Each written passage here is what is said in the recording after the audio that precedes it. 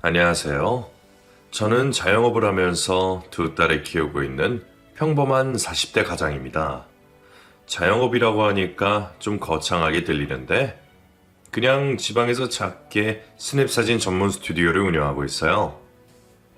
시작한 지 얼마 안 됐지만 인터넷에서 아름아름 소문이나 제법 장사는 잘 되고 있습니다. 무엇보다 사진으로 먹고 살고 싶다는 제 오랜 꿈을 이룰 수 있게 돼 너무 행복해요. 사실 아주 어릴 때부터 사진 찍는 게 취미였고, 대학교 전공도 그쪽이었거든요. 하지만 예술 쪽이 다 그렇듯 집안 형편이 받쳐주지 않으니까 계속하기가 쉽지 않더라고요. 돈이 안 되니까요. 동기들 중에 지금 사진으로 먹고 사는 사람? 손에 꼽을 정도입니다. 저도 대학교 졸업하고 사진관 아르바이트를 전전하다 결국 생계의 압박을 못 이겨 일반 회사에 들어갔으니까요. 지금도 꿈만 같습니다. 하루 벌어 하루 먹고 살기도 빠듯한 직장인이었던 제가 이렇게 제 스튜디오를 갖게 된 게 말이죠. 이렇게 제 인생이 하루아침에 180도 바뀌게 된 건 모두 처형 덕분입니다. 저와 아내가 생활고 때문에 진 빚도 전부 갚아주고 스튜디오 렌탈 비용까지 대줬으니까요. 다른 사람도 아니고 처형덕을 보게 될 줄은 꿈에도 몰랐어요. 사실 처형은 처가에서도 두 손 두 발 다 든 골칫덩이였거든요. 고등학교도 중퇴하고 집에서 팽팽 놀면서 하루가 멀다 하고 남자 문제로 사고를 쳐서 장인어른과 장모님의 걱정이 이만저만이 아니었죠. 그런데 그런 처형이 지금은 억대 갑부가 돼 이렇게 저희 가족을 돕고 있다니. 처형의 인생 역전 스토리를 풀자면 책 한 권을 써도 모자랄 거예요. 그동안 어디 가서 말도 못하고 꽁꽁 감춰만 두고 있었는데 오랜만에 술도 마셨겠다. 익명의 힘을 빌어 한번 사연을 보내봅니다. 이 기막힌 이야기를 어디서부터 어떻게 시작해야 할까요? 먼저 처음 처형을 만났을 때 얘기부터 해야 할 것 같군요. 당시 전 회사에서 사내 연애로 만난 아내와 결혼을 준비 중이었어요. 시골 가난한 농사꾼집 장남인 저와 달동네 세탁소집 둘째 딸이었던 아내. 서로 있는 거라곤 건강한 몸뚱이뿐 오직 사랑 하나로 결혼을 결심한 순진하고도 용감한 커플이었죠. 아직도 기억이 생생합니다. 결혼을 앞두고 처음 아내의 집에 인사드리러 갔던 날, 처형이 문 앞까지 나와서 저를 맞이해줬어요. 평소 아내가 자기 언니 진짜 예쁘다고, 주변에서 다 연예인하라고 난리였다고 자주 얘기하곤 했는데, 와, 정말 아내 말이 과장이 아니었더라고요. 희고 고운 얼굴에 쌍꺼풀 진 커다란 두 눈, 여리여리한 몸매. 일반인이라고 하기엔 너무 지나치게 예뻤습니다. 하지만 입을 여는 순간 정말 얼굴이 아깝다 싶을 정도로 깨는 스타일이더군요. 제가 인사하는데도 듣는 둥 마는 둥 하더니만 대뜸 말부터 놓더라고요. 내가 선입 사람의 나이도 더 많으니까 편하게 얘기할게. 괜찮지? 아, 그럼요. 물론이죠. 친동생이다 생각하고 편하게 대하세요. 그래. 근데 설마 빈손으로 온 건 아니지? 그럼요. 저기 이건 별건 아니지만 같이 먹으려고 사왔습니다. 전 얼른 손에 들고 있던 소고기를 내밀었어요.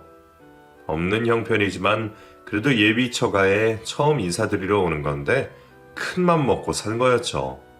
그런데 고기를 살피던 처형이 이내 얼굴을 찌푸리더라고요.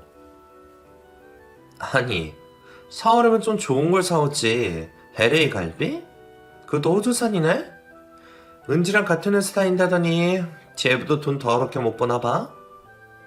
갑작스러운 무례한 말에 저는 그만 벙쪄버리고 말았어요. 그제 아내가 우리 언니 성격이 좀 그래. 부모님이 오냐오냐 키우고 남자들도 예쁘다고 공주처럼 떠받들어 모시고 그래서 좀 다른 사람 기분을 신경 쓰지 않고 제멋대로라고 해야 하나? 오빠한테도 혹시 기분 나쁘게 굴 수 있는데 오빠가 마음에 안 들어서 그런 게 아니니까 신경 쓰지 마. 알았지?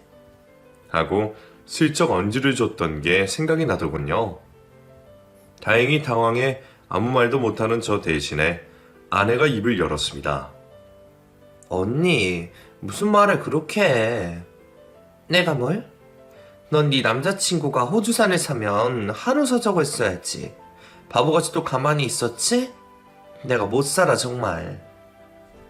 우리 형편에 무슨 한우야. 당장 결혼식에 들어가는 돈만 수천인데 한 푼이라도 아껴야지. 아이고 구질구질해라. 이래서 마른 걸레는 쥐어짜는 게 아니라니까? 두고 봐.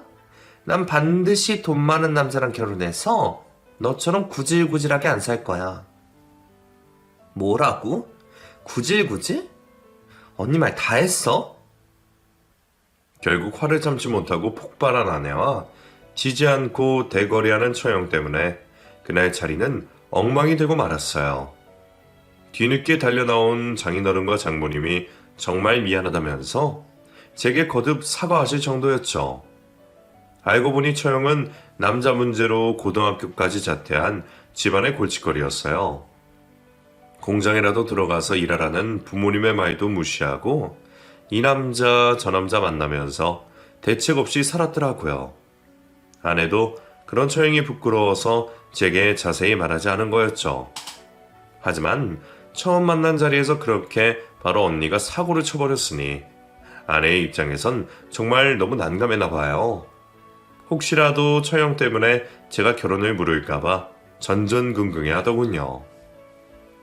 하지만 전 당황스럽긴 했지만 그걸로 결혼을 다시 생각해 볼 정도까진 아니었어요. 어차피 제가 결혼하는 건 처형이 아니라 제 아내였으니까요. 정말 같은 배에서 난 자식이 맞나 싶을 정도로 아내는 처형과 정반대였습니다. 눈에 띄게 예쁜 얼굴은 아니었지만 참 수더분하고 성실한 여자였죠. 인생의 동반자로서 모자람이 없는 여자였습니다. 오빠, 혹시 마음 바뀐 건 아니지? 우리 언니 때문에. 아니라니까. 처형하고 같이 살 것도 아니고 따로 살 건데 뭐. 우리 예정대로 내년 봄에 시 올리자. 내가 중간에서 더 신경 쓸게. 어차피 언니는 남자 만나기 바빠서 집에 잘 붙어있지도 않아. 진짜 1년에 한 번 얼굴 보기도 힘들 거야. 아내의 말처럼 실제로 결혼 후 처형을 본 적은 손에 꼽을 정도였어요. 명절에도 장인어른이나 장모님 생신에도 도무지 집에 붙어있질 않았거든요. 늘 남자로 만나고 다니느라 바빠 보였죠. 자기 손으로는 돈 한 푼 안 벌고 부모님한테 용돈을 탔으면서 말이죠. 장인어른이 차라리 빨리 남자랑 결혼시켜서 집에서 치워버리고 싶다고 말씀하실 정도였습니다. 하지만 처형은 나이가 30이 다 되어 가도록 도무지 지짝을 만나지 못했어요. 당연한 일이었어요. 처형은 정말 남자 보는 눈이 없었거든요. 연예인 지망생을 가장한 백수, 건달, 유부남. 어쩜 그렇게 변변찮은 놈들만 만나는지 놀라울 정도였습니다. 얼굴만 반반한 놈팡이한테 속아서 보험 사기를 당하고 경찰서까지 간 전적이 있으니 말 다했죠. 그러던 어느 날이었어요. 갑작스럽게 처형이 저희 부부를 처가로 호출했습니다. 할 말이 있다면서요. 괜스레 불안한 마음에 아내와 함께 처가로 달려가 보니 웬 처음 보는 남자가 처형 옆에 딱 붙어 있더군요. 인사해 은지야? 제부도 나랑 결혼할 남자야? 갑작스러운 처형의 소개에 얼마나 깜짝 놀랐는지 모릅니다. 미리 언지도 주지 않고 다짜고짜 이런 자리를 만드는 게 과연 처형답다는 생각이 들더군요. 이런지 속내를 아는지 모르는지 남자는 태연하게 저를 향해 손을 내미더군요. 안녕하세요. 김상식이라고 합니다. 얘기 많이 들었어요. 남자는 배우가 아닌가 싶을 정도로 잘생겼더라고요. 부리부리한 눈에 높은 콧대, 훤칠한 키까지. 하지만 왠지 모르게 인상이 쎄했어요. 하얗게 탈색한 머리며 한쪽 귀에 뚫은 피어스까지 정상적으로 성실하게 밥벌이하는 남자처럼 보이진 않았습니다. 장인어른도 그 점을 단번에 알아보신 것 같았어요. 그래, 자네는 무슨 일을 하고 있나? 나이는? 부모님은 뭘 하시고? 하면서 질문 폭격을 시작하셨죠. 하지만 남자가 미처 뭐라고 대답하기 전에 처형이 나서서 말을 끊었습니다. 아유, 아빠. 자리에나 좀 앉히고 물어봐. 그리고 이거부터 받아. 상식 씨가 엄마 아빠 먹으라고 사온 거야. 남자가 바리바리 싸들고 온 건 비싼 한우 세트에 홍삼과 조청이었어요. 딱 봐도 돈 꽤나 썼다 싶을 만큼 의리의리한 선물들이었죠. 장모님은 어머, 뭐 이런 걸 다 사왔어. 괜히 부담스럽게. 하시면서도 좋은 내색을 감추지 못하더라고요. 저는 괜스레 제가 처음 인사드릴 때 사왔던 호주산 소고기가 생각나서 좀 불편해졌습니다. 다 함께 둘러앉아서 저녁을 먹는데 밥이 입으로 들어가는지 코로 들어가는지 모르겠더라고요. 어쨌든 묵묵히 자리에 앉아 밥을 먹고 나니 곧 장모님이 후식으로 차와 과일을 내어줬습니다. 자연스럽게 장인어른의 본격적인 취조가 시작됐죠. 그래, 우리 은숙이는 어디서 어떻게 만난 건가? 카페에서 만났습니다. 친구들하고 커피 마시고 있는 모습이 너무 예뻐서 첫눈에 반했죠. 누구를 닮아 이렇게 예쁜가 했는데 다 장모님을 닮은 거였네요. 어머나, 민망하게 무슨. 은수이가 날 닮아서 예쁘긴 하지? 남자는 생긴 거랑 다르게 넉살이 참 좋더군요. 순식간에 장인어른과 장모님의 마음을 녹이더라고요. 말재주 없고 무뚝뚝한 경상도 남자인 저는 흉내도 내지 못할 정도였습니다. 은숙이보다 2살 어리다고 했으니까 지금 28이겠네. 뭐 하는 일은? 부동산업을 좀 하고 있습니다. 부동산업이라면 아버지가 상가 건물 한 채를 제 앞으로 해주셔서요.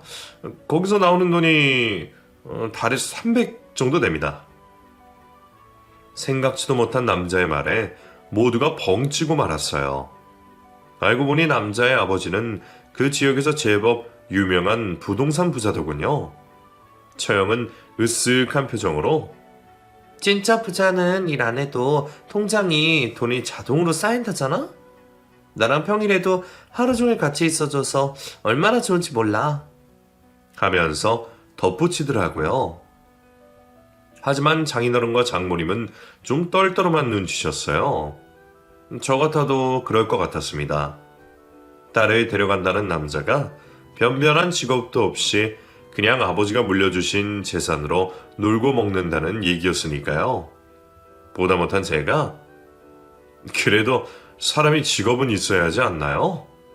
하고 조심스럽게 끼어들었습니다. 그래도 사람들 앞에서 번듯하게 내세울 만한 직업은 있어야 하잖아요. 제 말이 못마땅했던 걸까요? 싱글싱글 웃던 남자가 순식간에 얼굴을 굳히고 저를 바라봤습니다. 그런가요? 전 딱히 직업이 없다고 무시받아본 적이 없어서요. 그래도 결혼해서 한 집안의 가장이 되면 좀 다르죠. 자식들 보기도 좀 그렇고. 자식들 보기 뭐가 그렇습니까?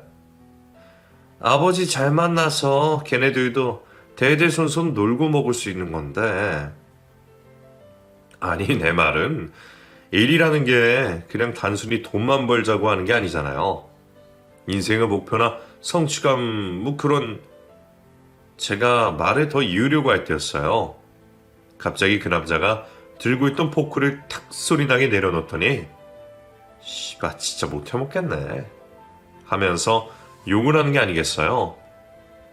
전 너무 놀라서 지금 뭐라고 했습니까? 하고 물었어요. 그러자 남자가 식탁을 쾅 소리나게 짚고 일어서서는 씨발 귓구멍이 막혔어? 너 때문에 못 해먹겠다고. 어디서 가짜게 혼수질이야, 혼수질은. 내가 네 딸이랑 결혼해? 왜 오지랖 풀어 나서서 치라리야, 치라리. 아니, 무슨 말을 그렇게 합니까? 지금 어른들 앞인데 말 가려서 못해요? 이게 끝까지 칠라나 잘났다고 훈수질이네.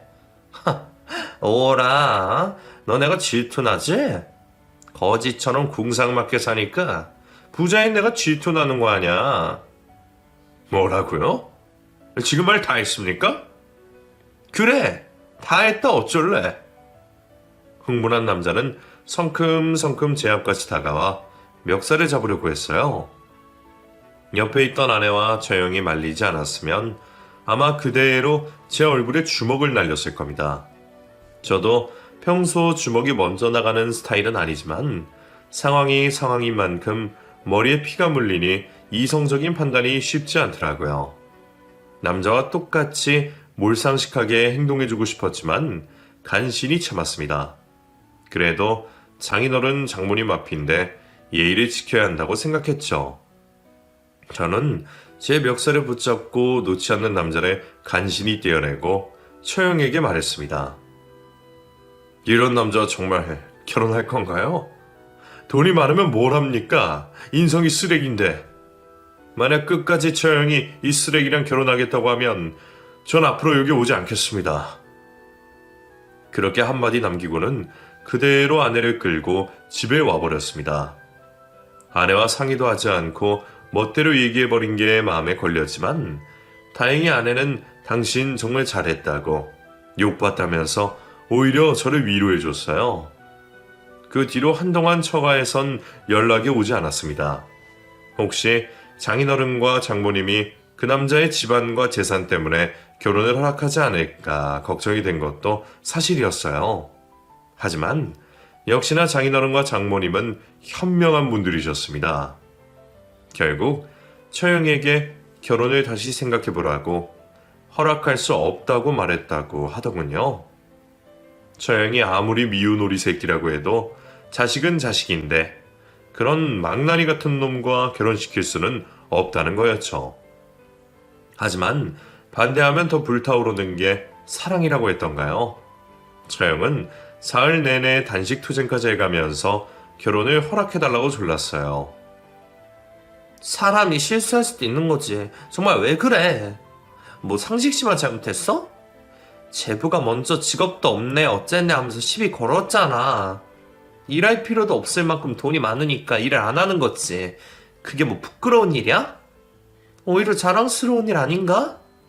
엄마 아빠도 큰딸이 부잣집에 시집가면 좋잖아. 대체 무슨 배가 불러서 상식씨를 반대하는 거야? 너 지금 그걸 말이라고 해? 늘 져주던 장인어른도 이번엔 져주지 않았어요. 돈만 있으면 다 되는 거야? 이 애비가 너를 그렇게 키웠어? 어른들 있는 앞에서 대뜸 쌍욕부터 내뱉는 놈을 뭘 믿고 허락을 해? 당장 헤어지지 않으면 너 진짜 호적에서 파버릴 줄 알아. 그래? 차라리 호적에서 파버려. 뭐 대단한 거 하나 없는 이딴 집고서 나도 지긋지긋해. 난 죽어도 상식씨랑 결혼해야겠으니까 딸 하나 없는 셈 쳐? 처형의 불같은 성정은 그 누구도 말릴 수가 없었어요. 결국 처형은 가족과 연을 끊고 돌연 잠적해버렸습니다. 그 남자와 함께 살겠다는 편지 한 장만 달랑 남긴 채요. 그래도 부모 자식 간의 연을 천륜이라고 하지 않습니까? 불붙은 마음이 좀 진정되면 먼저 연락이 오겠거니 했어요. 하지만 참 독하게도 1년이 넘게 전화 한 통 없더군요. 아내는 내심 연이 끊긴 언니가 걱정되는 눈치였어요.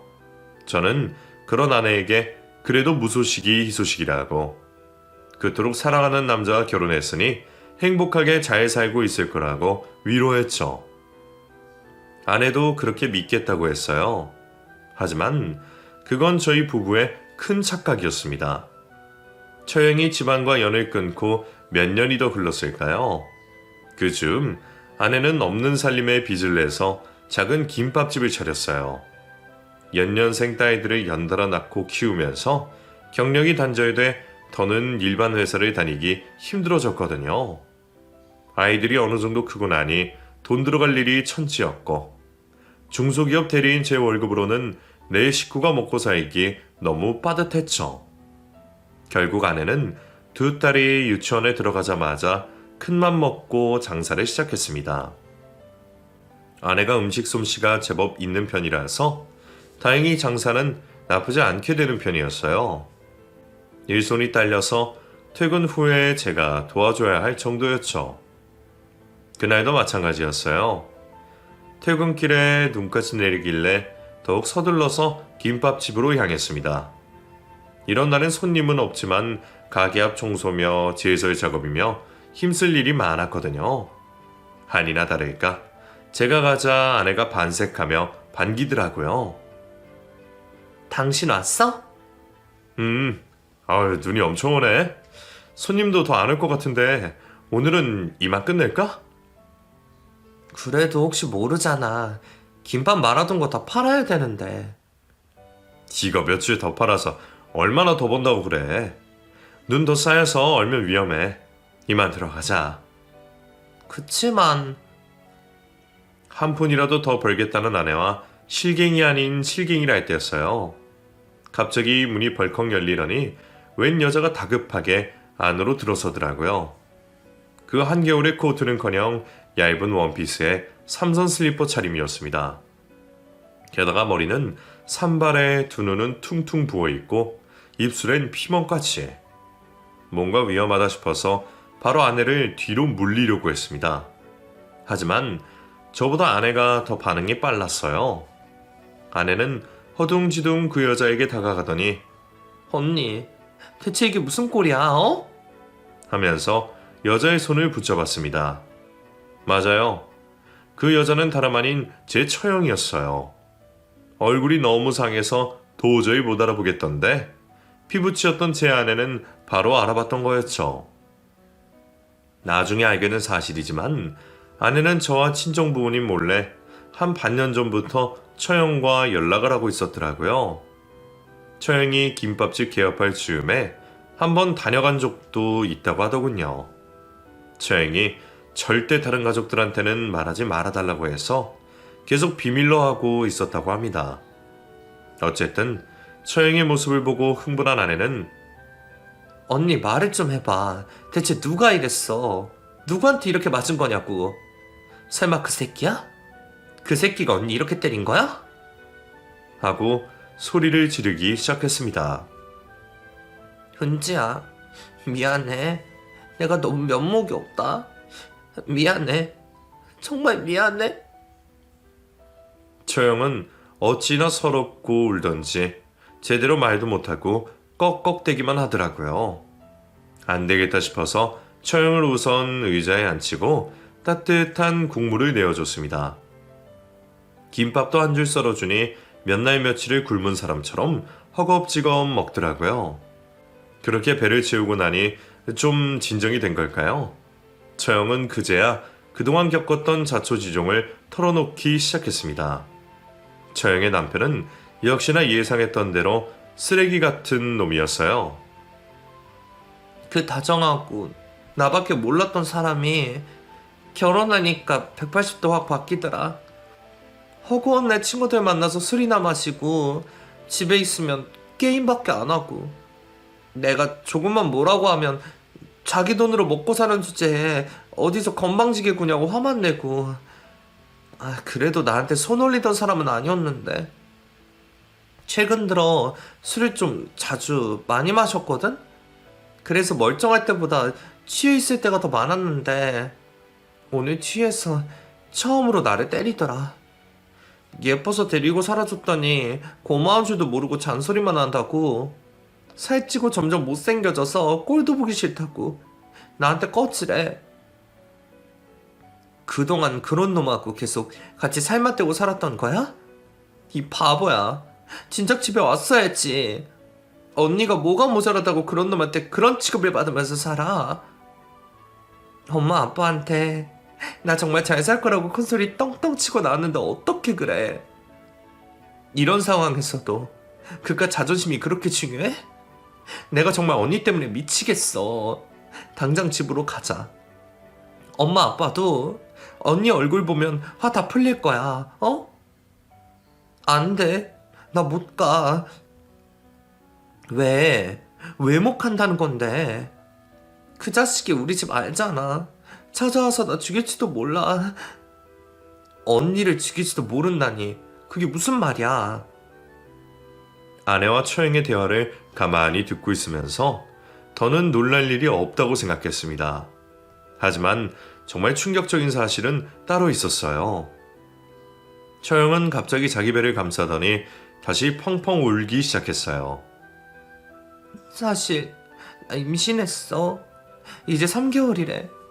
근데 그 자식이 자기는 갖기 쉽다고, 누군가의 부모가 될 자신이 없다고 그냥 지우자는 거야. 내가 낳을 거라니까 무슨 수를 썼든 애 지우게 만들 거래. 어떡해? 나 정말 어떡하면 좋니? 갑작스러운 처형의 임신 고백에 저희 부부는 한동안 말을 잇지 못했어요.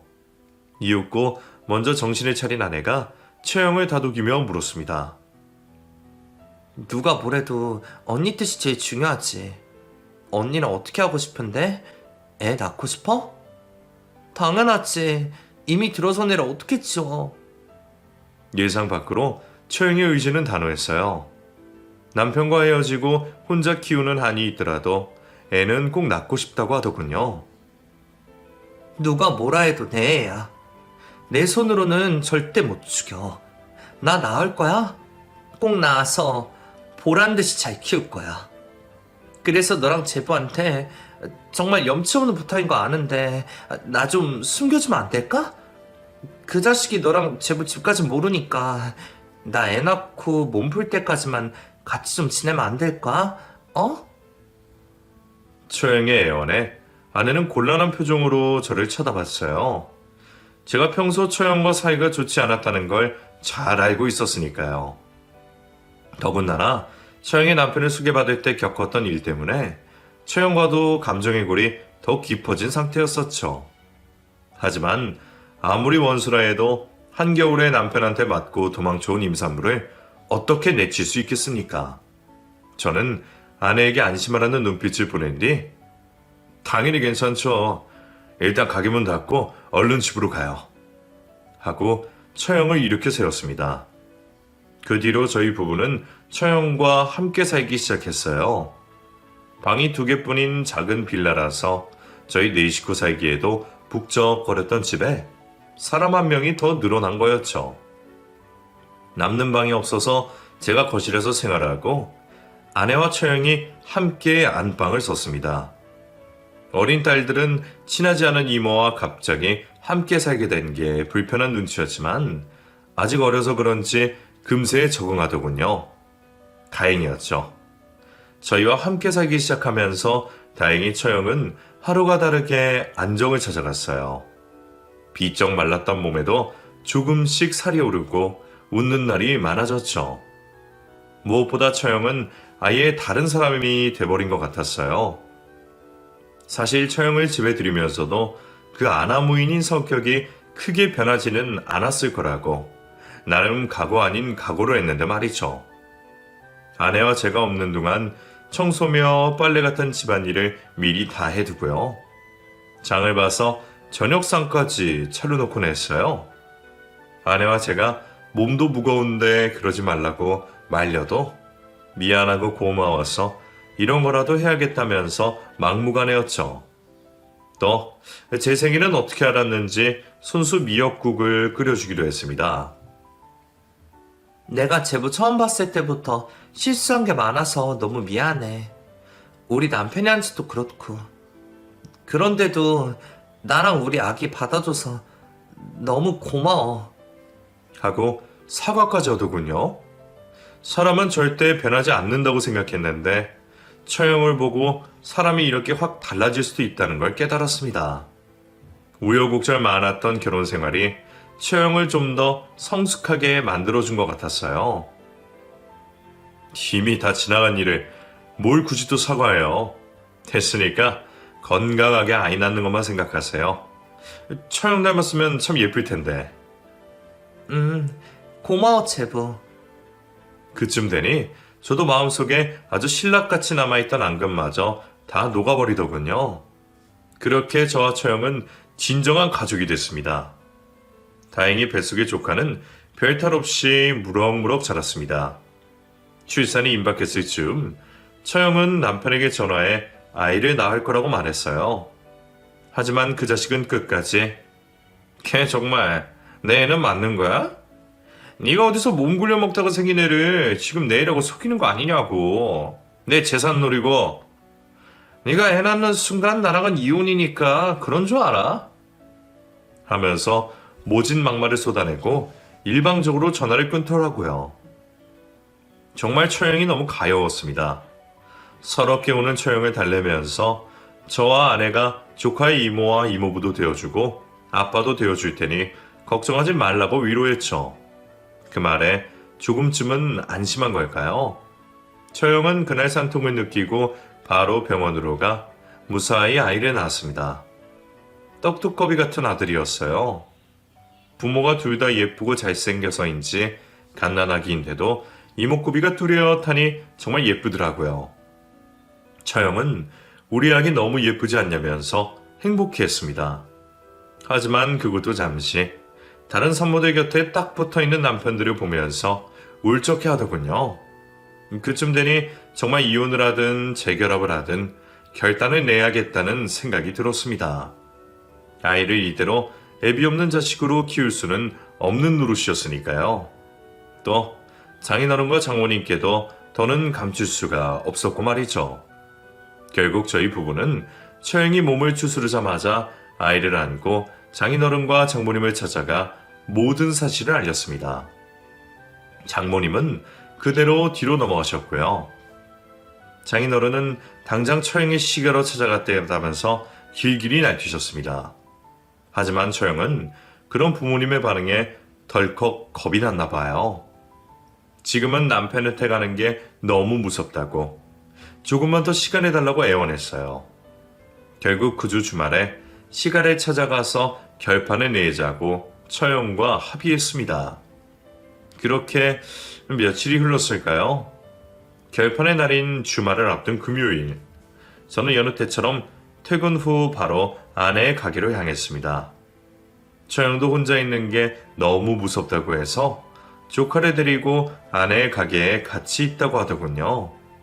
가게에 도착하니 처형이 부엌 간이방에서 조카를 재우고 있더라고요. 조카를 재운 뒤 저희 부부와 처형은 늦은 저녁 식사를 함께 했습니다. 주말에 처형 시가에 찾아가서 어떤 말을 할지, 형님과 어떻게 얘기를 나눌지 등을 상의하고 있자니 밥맛은 느껴지지도 않더라고요. 어쨌든 대충 대화를 마무리하고 나니 어느덧 가게 문을 닫을 시간이었습니다. 다 함께 뒷정리를 하려고 막 일어났을 때였어요. 갑자기 가게 문이 벌컥 열리더니 60대쯤으로 보이는 노부부가 안으로 들어왔습니다. 손님인가 싶어 영업 끝났다고 말했는데도 아랑곳 않고 안으로 들어와 주변을 두리번대더라고요. 마치 누군가를 찾는 것처럼요. 곧 구석에 앉아있던 처형과 노부부의 눈이 허공에서 맞부딪혔습니다. 순식간에 처형의 얼굴이 하얗게 질리더군요. 뭔가 잘못됐다 싶었죠. 처형에게 아는 사람이냐고 물어보려던 찰나 노부인이 먼저 입을 열었습니다. 은숙이, 너 여기 숨어 있었니? 핸드폰까지 없애버리고 잠적해서 땅으로 꺼졌나 하늘로 솟았나 했더니만 네 동생 가게에 숨어 있었어? 어머니, 대체 여기는 어떻게 하시고... 맞습니다. 노부부는 다름 아닌 처형의 시부모님이었어요. 처형은 어머님 아버님한테 말도 없이 집을 나와서 정말 죄송해요. 그런데 저도 어쩔 수가 없었어요. 그 전부터 계속 말씀드렸잖아요. 상식씨 때문에 너무 힘들다고. 술만 마시면 사람이 너무 폭력적으로 변해버린다고. 근데도 저한테 참으라고만 하셨잖아요. 그래서 참았어요. 그랬더니 결국 절 때리더라고요. 왜 자꾸 자기한테 잔소리하고 못 살게 구냐고, 가만 안 두겠다고, 죽여버리겠다고 하더라고요. 너무 무섭고 아팠어요. 그래서 도망친 거예요. 살고 싶어서. 언제까지나 이 상태로 살 수는 없으니까 곧 찾아뵈려고 했었어요. 하고 말을 끝내더니 이내 울기 시작했어요. 저는 그런 처형을 아내 곁으로 보낸 뒤 대신 나섰습니다. 처형은 이미 이혼까지 생각하고 있습니다. 그러니 이렇게 찾아오지 마시고 법정에서 얘기하시죠. 그러자 시부모님의 표정이 묘하게 일그러지더라고요. 처형의 시어머니는 제 말에 조소하면서 법정에서 얘기하자고요. 그럴 필요 없을 것 같네요. 하더군요. 제가 무슨 뜻이냐고 되묻기도 전에 처형의 시어머니가 다시 처형을 향해 입을 열었어요. 이혼할 생각이었다니 차라리 잘 됐구나. 네 남편 가여운 내 아들 상식이 이제 이 세상 사람 아니다. 그놈의 지긋지긋한 술 먹고 또 운전대 잡았다가 트럭에 부딪혀서 그대로 축사했어. 사람이 너무 충격적인 말을 들으면 아무 반응도 할 수가 없더군요. 제 3자인 저도 그 정도였는데 처형은 어땠겠어요? 얼굴에서 핏기가 싹 빠져나가더니 두 다리에 힘이 풀렸는지 그대로 주저앉아 버리더군요. 아내와 제가 급히 부축하자 처형은 간신히 일어섰어요. 그리고 사지를 벌벌 떨면서 시어머니를 향해 다시 물었습니다. 어머니, 그게 대체 무슨 말씀이세요? 상식 씨가 제 남편이 어떻게 됐다고요? 죽었다고, 내 아들. 아니, 네 남편이 트럭에 치여 즉사했다고. 그 망할 놈의 자식, 아주 끝까지 지 애미 가슴에 대못을 받고 가는구나. 고얀 놈, 이 나쁜 놈, 괘씸한 놈. 말도 안 돼요. 얼마 전까지만 해도 제가 연락했을 때 가만 안 둘 거라고 막말을 쏟아내던 사람인데 갑자기 죽다뇨. 왜? 너한텐 차라리 잘된 일 아니니? 내 배 아파 낳은 내 자식이지만 좋은 남편은 아니었다는 거 안다. 허구한 날 술이나 처먹고 임신한 지처한테 성질 부리고 때리고 하늘이 보다 못해 일찍 데려가 버리신 건 아닌가 싶거나. 애초에 애미인 나도 어찌지 못하는 놈을 장가 보내는 게 아니었는데 다 내 죄구나. 내 죄야. 왜 저한테 진작 연락하지 않으셨어요? 저 없이 그냥 장례를 치렀단 말씀이세요? 핸드폰도 없앴는데 연락할 방법이 있어야지. 너희 친정에 연락할까 생각도 해봤지만 네가 견디다 못해 같이 못 살겠다고 도망간 걸 아는데 무슨 염치로 연락을 하겠니? 처형도 처형의 시부모님도 한동안 서로 말을 잇지 못했어요. 처형은 충격에 넋이 나가 입술만 꾹 깨물며 그저 멍하니 서 있었죠. 그런 처형을 보던 시어머니가 먼저 감정을 추스렸습니다. 그냥 다 잊고 살아라. 그래도 남편이었는데 마지막 소식 정도는 얼굴 보고 전해야 할 것 같아서 사돈 어른한테 사정사정해서 네 거처 알아내 여기까지 온 거야. 법적으로 처리할 문제도 있는데 그건 우리 변호사 통해서 나중에 따로 얘기하자꾸나. 처형의 시부모님은 그렇게 처형에게서 몸을 돌렸어요. 다신 보지 않을 사람처럼 말이죠.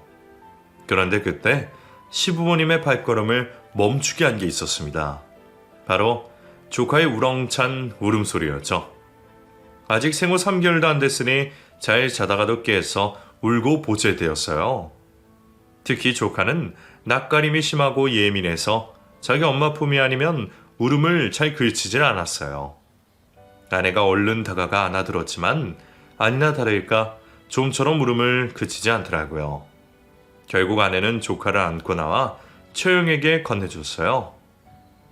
처형은 남편의 갑작스러운 사망 소식에 얼이 빠져있는 와중에도 본능적으로 아이를 얼러주더라고요. 다행히 조카는 금세 울음을 그치고 얌전해졌습니다. 그 모습을 보던 아내가 쯧쯧 혀를 차며 그래도 지 엄마 품이 최고인가 보네 하고 말했어요. 그 말에 처형의 시부모님이 다시 몸을 돌렸습니다. 그리고는 얼떨떨한 표정으로 조카와 처형 얼굴을 번갈아 바라봤어요. 믿을 수 없다는 듯이요.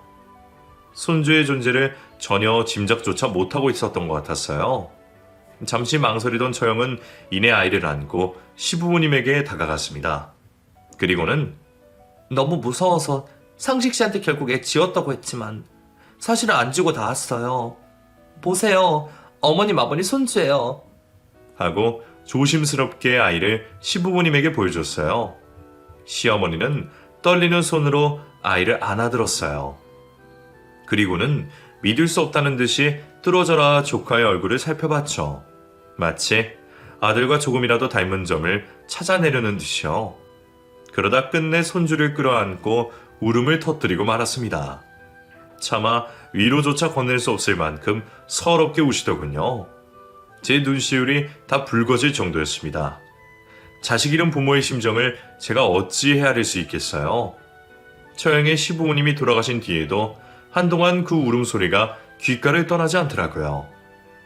처형도 감정을 추스르기까지 꽤 오랜 시간이 걸렸습니다. 이혼까지 생각한 몹쓸 놈이라고 해도 한때 살에 맞대고 산 남편이자 배 아파 낳은 아이의 아버지인데 충격이 클 수밖에 없었겠죠. 한동안 아이도 친정 부모님에게 맡겨두고 방 밖으로 한 발짝도 나오지 않았어요. 그래도 자식을 둔 어머니는 강하다고 하던가요. 곧 처형은 언제 그랬냐는 듯이 모든 걸 훌훌 털고 자리에서 일어났습니다. 그날 저희 부부와 함께 오랜만에 함께 밥을 먹으면서 처형이 그러더군요. 아이와 둘이서 씩씩하게 잘 살아보겠다고요. 저는 서운하게 왜 둘이에요?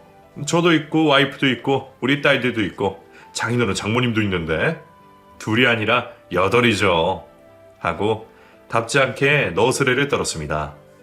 그 말에 처형은 고맙다면서 또 펑펑 울었고 말이죠. 그렇게 사건이 일단락되나 했는데 더 놀라운 일은 그 후에 벌어졌습니다. 글쎄 처형의 시부모님이 보낸 변호사가 찾아와 유산 상속에 대한 얘기를 하는 게 아니겠어요. 바로 죽은 처형의 남편 명의로 된 수십억의 건물과 재산이 전부 조카와 처형에게 상속된다는 거였어요. 알고 보니 상속 순위는 부모보다 자식이 우선한다더군요. 그걸 안 처형의 시가에선 난리가 난 모양이더라고요. 특히 죽은 처형의 남편의 형제들이 난리가 났더군요. 상식이는 이미 죽고 없는데 왜 상식이 몫을 형제들끼리 나누지 않고 생판남인 처형과 얼굴도 모르는 조카에게 줘야 하냐고요. 참 못된 사람들 아닙니까? 그래도 다행히 처형의 시부모님은 정신이 똑바로 박힌 분들이었어요. 앞장서서 유산 상속을 교통절이 해줬을 뿐 아니라 자신들의 재산 중 일부도 조카 앞으로 해줬더라고요. 덕분에 처형은 하루아침에 수십억 원 상당의 집과 현금을 가진 갑부가 됐습니다. 홀몸으로 어찌 혼자 아이를 키우나 걱정하던 예비 이혼녀가 하루아침에 인생 역전을 하게 된 거죠. 처형은 모든 게 다 저희 부부 덕분이라면서 아내가 가게를 차리면서 진 빚도 전부 갚아주었고요. 제가 회사를 그만두고 사진 일을 하고 싶어하는 걸 알고 선뜻 큰 돈을 빌려주기도 했습니다. 자기가 정말 힘들 때 외면하지 않고 걷어줘서 너무 고맙다면서요. 저희 부부 역시 베푼 것에 비해 너무 큰 도움을 받았다고 생각해서 처형과 조카에게 더욱더 잘하려고 노력하고 있습니다. 요즘 처형은 나홀로 육아를 하느라 잠도 제대로 못 자고 바쁘게 살고 있어요.